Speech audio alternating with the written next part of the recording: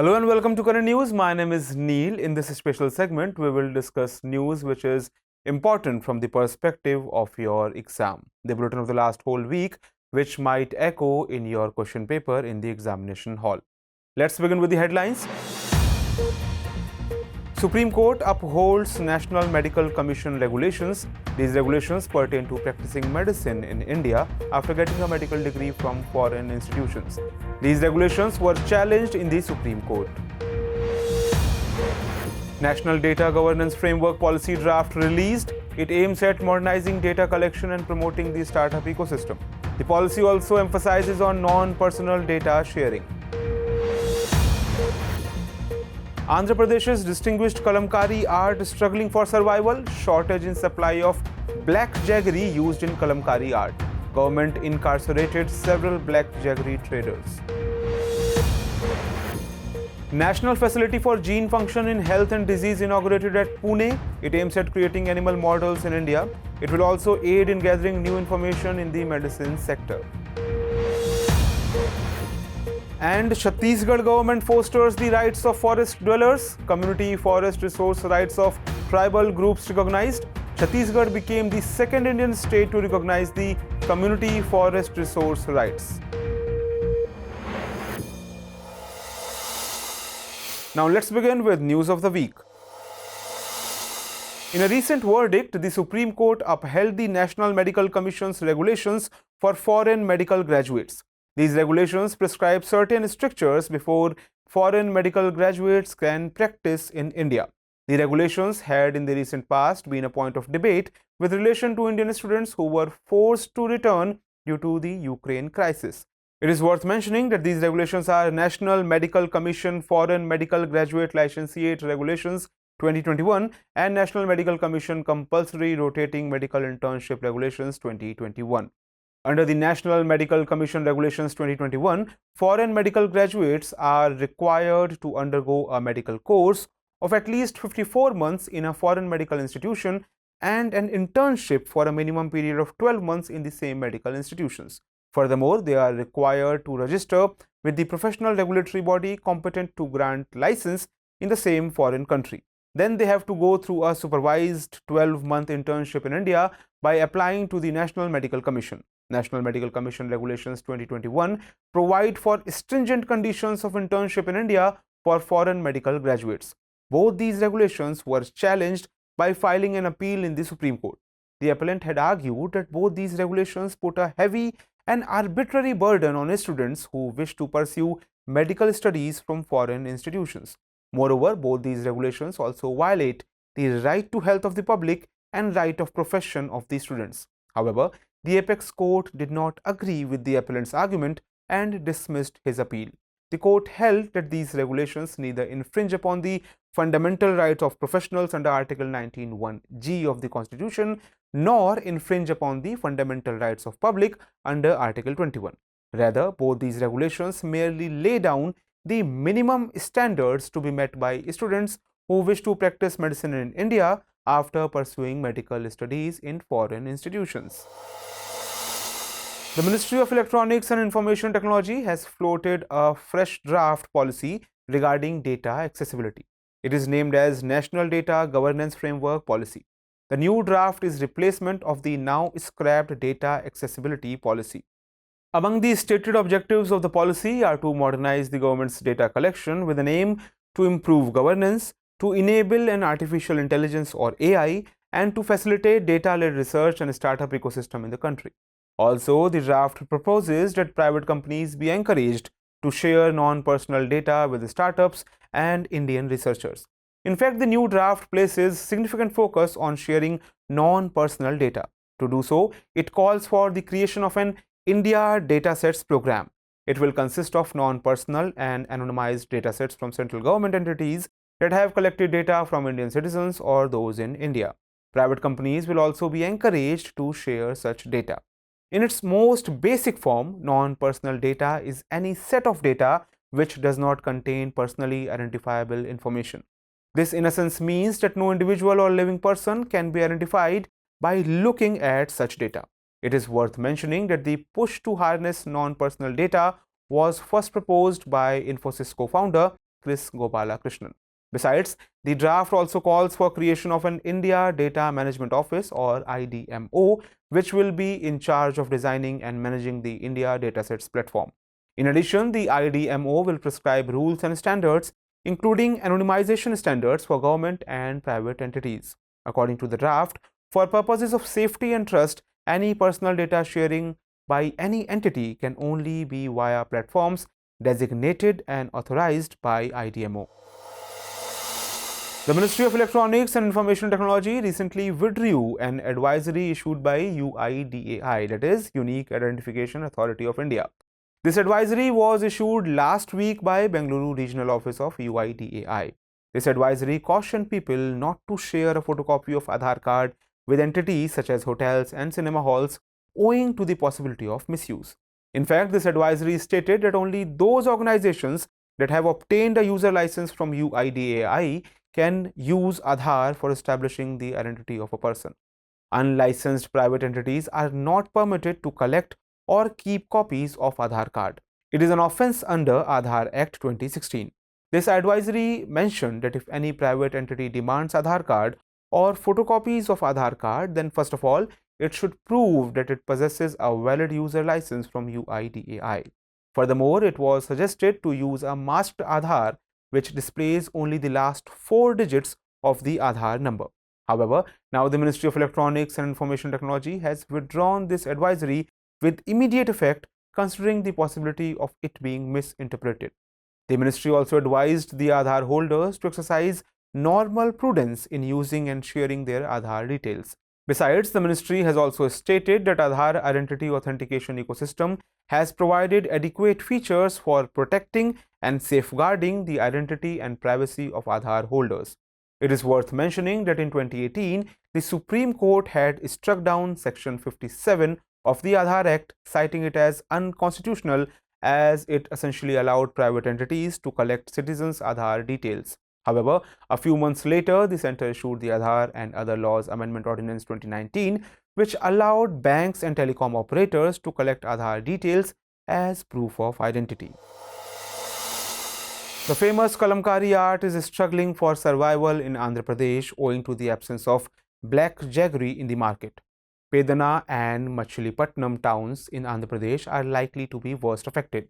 In May 2022, black jaggery merchants in Pedana and Machilipatnam towns had declared that they would not sell black jaggery anymore. Actually, black jaggery is used in making liquor in Andhra Pradesh. Hence, a few merchants were incarcerated by the government. Consequently, the merchants decided to not sell black jaggery. Black jaggery is the prime ingredient for extraction of black dye used in Kalamkari art. Moreover, black is considered as the mother of all natural dyes, as it is used to extract other colors by adding various natural ingredients. Black jaggery is fermented for 21 days with iron and salt water for extracting black dye. Kalamkari is a highly popular form of hand-painted or block-printed cotton textile and paintings in Andhra Pradesh. However, mushrooming of Kalamkari units that replaced natural dyes with chemical ones have paralyzed the domestic market for the famed art. However, many Kalamkari units are keeping the art alive by using natural dyes in Pedana and Machilipatnam towns in Krishna district. The Kerala Health Department is on alert following the recent death of a person owing to the West Nile virus in Thrissur, Kerala.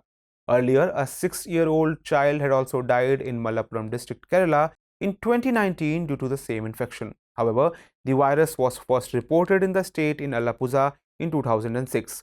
The West Nile virus is a mosquito-borne single-stranded RNA virus. According to WHO, this virus is a member of Flavivirus genus and it belongs to the Japanese encephalitis antigenic complex of Flaviviridae family. Mosquitoes of the Culex species act as principal vectors for transmission. It is transmitted by infected mosquitoes between and among humans and animals including birds, which are reservoir hosts of the virus. In fact, mosquitoes become infected when they feed on infected birds, which circulate the virus in their blood for a few days. The virus eventually gets into the mosquitoes' salivary glands. During later blood meals, that is, when mosquitoes bite, the virus may be injected into humans and animals where it can multiply and possibly cause illness. Besides, this virus can also spread through blood transfusion from an infected mother to her child and through exposure to the virus in laboratories. However, it is not known to spread by contact with infected humans or animals. To date, no human-to-human transmission of this virus through casual contact has been documented. The West Nile virus was first identified in 1937 in the West Nile district of Uganda. Later, it was identified in birds like crows and pigeons in the Nile Delta region in 1953. Today, the virus is found commonly in Africa, Europe, the Middle East, North Africa, and West Asia. Recently, the National Facility for Gene Function in Health and Disease, or NFGFHD, was inaugurated by the Union Education Minister Dharmendra Pradhan. Built by Indian Institute of Science, Education and Research, or IISER Pune, and supported by the Department of Biotechnology, the NFGFHD has been set up at IISER Pune. The facility houses molecular biology laboratories and micro-injection setups to generate animal models. Also, the technological expertise available at this facility includes sperm and embryo cryopreservation and in vitro fertilization. The facility has over 50 clean rooms and 30 service rooms and houses mice, rabbits, and rats. This facility will be used by over 10 research groups from IISER Pune. Besides, it will provide service to other government organizations such as TIFR, Ministry of Ayush, Savitri Phule Pune University, and National Chemical Laboratory, Pune. It is notable that National Facility for Gene Function in Health and Disease will be playing a cardinal role in the study of diseases and will also aid in gathering new information in health and medicine sector. It has facilities providing timely supply of animal models to researchers studying a range of diseases from cancer to diabetes. Rats, mice, and rabbits will be housed here, doing away with the need to import them. When the researchers perform experiments on animals for studying a human disease, then the animal used by them is called an animal model. Animal models are mostly used for studying human diseases because they are sufficiently like humans in their anatomy and physiology. The Chhattisgarh government has taken an eminent decision for safeguarding the rights of forest dwellers. The government has recognized the community forest resource rights of a tribal group living in a hamlet inside the Kangar Ghati National Park.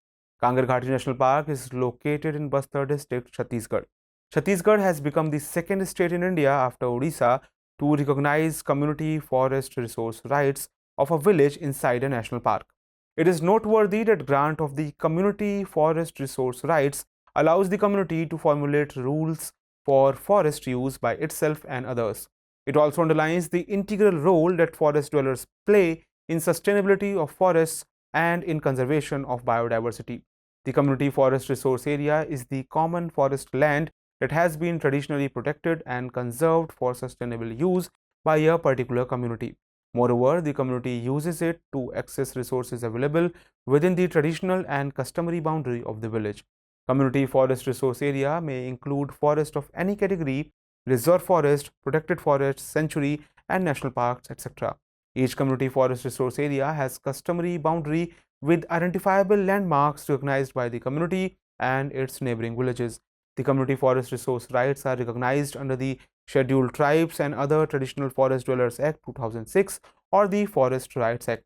It gives the authority to the Gram Sabha to adopt local traditional practices of the forest conservation and management within the community forest resource boundary. In addition, this act allows the community to make rules for themselves and others for utilizing forest resources.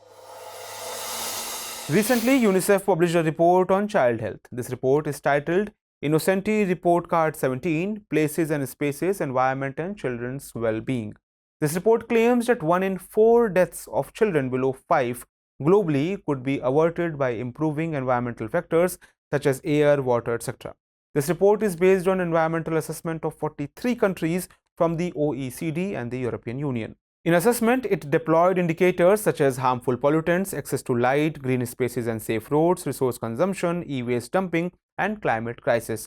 A sorry state of affairs is that none of the countries studied provided healthy environments for all children on all indicators. According to the report, if in the entire world consumed resources at the rate of OECD and EU countries, the equivalent of 3.3 Earths would be needed to keep up with the consumption levels. As per the report, Australia, Belgium, Canada, and the United States ranked low on creating a healthy environment for children, while Finland, Iceland, and Norway were among those that provided healthier environments for their children. Moreover, in world's richest countries, children had elevated levels of lead in their blood, responsible for their debilitating health.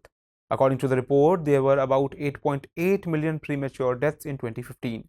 The report cites that about 90% of the world's children live in places where outdoor pollution far exceeds the WHO limits. Moreover, e-waste has also been a principal contributor towards dismal health. In fact, hazardous substances like mercury, cadmium, and lead are present in e-waste, which damage the human body and brain, taking the highest toll on children. A top United Nations official has lauded Blue Helmet peacekeeping forces from other countries, including India, for thwarting an armed group attack in Congo. India has been among the largest troop contributing countries to the UN peacekeeping missions. Since 1948, more than 2 lakh Indian soldiers have served in 49 UN peacekeeping missions. At present, 5,581 Indian soldiers are part of various UN peacekeeping missions. It is worth mentioning that UN peacekeeping missions are a joint effort of Department of Peace Operations and the Department of Operational Support. These peacekeeping missions aim to assist host countries to transition from situations of conflict to peace. The 3 basic principles that guide UN's peacekeeping missions are: 1. Consent of the parties, 2. Impartiality, and 3. Non-use of force except in self-defense and defense of the mandate. In these peacekeeping missions, the Blue Helmet peacekeepers provide security to civilians in conflict-ridden countries and succor political and peace-building support. The Blue Helmets are military personnel of the United Nations. They work with the United Nations police and civilian colleagues for promoting stability, security, and peace processes in conflict-torn countries. The personnel get the name from iconic blue helmets or berets they wear. Blue helmet military personnel are members of the national armies of their respective countries. Qualified military officers from UN member states are recruited as blue helmets by the United Nations Office of Military Affairs. Currently, there are more than 70,000 military personnel enlisted as blue helmets. The first United Nations peacekeeping mission was launched in 1948. The United Nations Security Council approved the deployment of United Nations military observers in the Middle East under this mission. Its role was to monitor the armistice agreement between Israel and its Arab neighbors. Recently, the Ministry of Statistics and Program Implementation published provisional estimates related to India's GDP. According to this data, the Indian economy achieved a growth rate of 8.7% in the financial year 2021-2022, proving wrong the estimates of all research agencies. In this way, India has become the fastest growing economy in the world. However, this growth is less than the 8.9% projected target announced in the government's budget. This growth comes at the back of 6.6% contraction in GDP during the financial year 2020-21, when the pandemic led to massive disruptions and widespread lockdowns. The data released also showed that the gross value added grew by 8.1% in the financial year 2022, while in financial year 2021 it had contracted. This data shows that the growth rate in the fourth quarter of the financial year 2020-21, that is between Jan and March, was 4.1%, while during this period the growth rate was estimated to be lower due to Omicron and Russia-Ukraine war. However, this growth rate was less than the 5.4% growth seen in the third quarter of financial year 2021-22. This report reveals that growth in the fourth quarter took place due to an increase in the capital expenditure and exports. Besides, separately released data for government accounts showed the fiscal deficit for 2021-22 worked out to be 6.71% of the GDP, lower than the 6.9% projected by the Finance Ministry in the revised budget estimates. Agriculture continued to show buoyancy, while the services sector showed a slight decline in performance.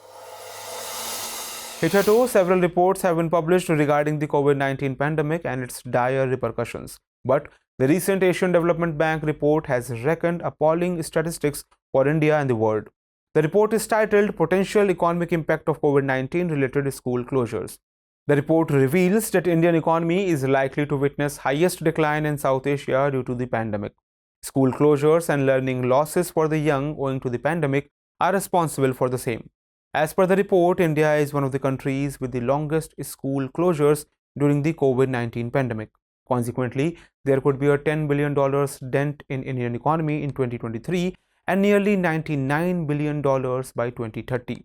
It is worth mentioning that India may account for over 10% of global GDP decline of $943 billion by 2030. Besides, employment opportunities for skilled and unskilled workers are also likely to decline. The report also claims that India has the highest number of children enrolled in primary and secondary education among the Asian economies. The number of students in tertiary education was second only to China. Hence, school closures affected India notably during the pandemic. Furthermore, a significant population of school children and college-going youth in rural areas has been worst hit as they lacked access to stable internet connection needed to study online. The report reckons that learning and earning losses are significant because a notable portion of the impacted population will migrate to the unskilled labor force. Also, there is already a wide gap between the number of unskilled and skilled labor in India. Moreover, there are 400 million skilled laborers and about 73 million unskilled workers in India. Recently, it was found that fortified rice was being distributed in Jharkhand without the consent of beneficiaries. It was discovered in a fact-finding exercise that neither field functionaries nor beneficiaries were educated about the potential harms of fortified rice. It was also found that there were no warning labels despite the food regulators' rules on fortified foods. In fact, Jharkhand has large tribal populations that suffer from sickle cell anemia and thalassemia, both of which result in an excess of iron in the body. In this scenario, the consumption of iron-fortified foods by such patients can reduce immunity and affect organs. Against this purview, the Ministry of Consumer Affairs, Food and Public Distribution guided those responsible for the fortification process to refer to the standard operating procedure released by the Department of Food and Public Distribution. The SOPs were framed to ensure smooth implementation of the program and maintain desired quality standards. These SOPs enlisted mixing of raw material, the extrusion process, the process of drying extruded rice, and sale and purchase of fortified rice. It also laid down norms for quality assurance and packing. Furthermore, fortified rice manufacturers will have to apply for FSSAI license or registration under 99.5 category of Food Classification Code. In addition, they must also submit a certificate from a laboratory accredited by the National Accreditation Board for testing and calibration. This certificate should mention information such as micronutrients level in the rice, methods used for testing, and expected standards. Significantly, key vitamins and minerals such as iron, iodine, zinc, vitamins A and D are added to the rice to improve its nutritional value in the fortification process. It is worth mentioning that in April 2022, central government had approved the distribution of fortified rice in a phased manner under various government schemes to address malnutrition, anemia, and micronutrients deficiencies. Earlier, the center had in 2019 launched a pilot scheme for fortified rice and its distribution under the public distribution system for 3 years to deal with anemia. Let us now look at the 5 questions based on today's bulletin. Questions for this series are: first question is, consider the following statements with reference to rice fortification. 1. Rice fortification process improves the nutritional quality of rice by increasing the amount of essential micronutrients in the rice. 2. Government of India had launched Fortified Rice Distribution Scheme under the public distribution system in 2019. Which of the above statement or statements is or are correct? 1 only, 2 only, both 1 and 2, or neither 1 nor 2?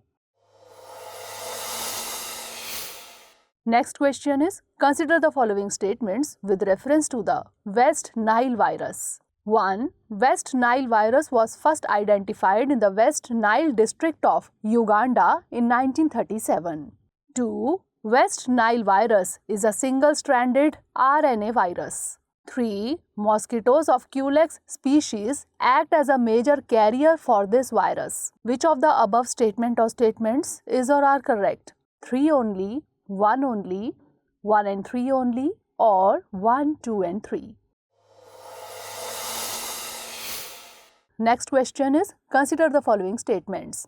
That 1. Kangair Ghati National Park is located in the Mahadev Mountains of Madhya Pradesh. 2. Community forest resource rights are provided under the Scheduled Tribes and Other Traditional Forest Dwellers Act 2006. Which of the above statement or statements is or are correct? 1 only, 2 only, both 1 and 2, or neither 1 nor 2? Next question is, consider the following statements with reference to the National Medical Commission Foreign Medical Graduate Licentiate Regulations 2021. 1. Under this law, it is mandatory for foreign medical graduates to do a medical course of at least 54 months in foreign medical institutions. 2. According to this law, students pursuing medical studies in foreign medical institutions have to do an internship of a minimum period of 24 months from the concerned medical institutions. Which of the above statement or statements is or are not correct? 1 only, 2 only, both 1 and 2, or neither 1 nor 2?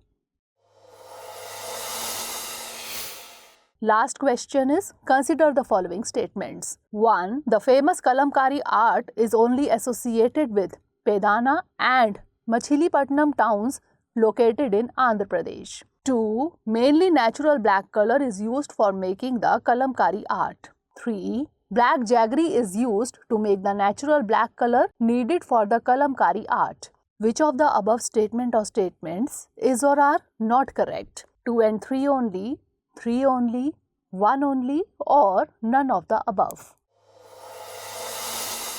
So for the time being, that's all in this bulletin. Do not forget to like, share and subscribe this to UI's Hindi, English and PCS YouTube channels. At the end, let us have a look at few more events of the last week in other news.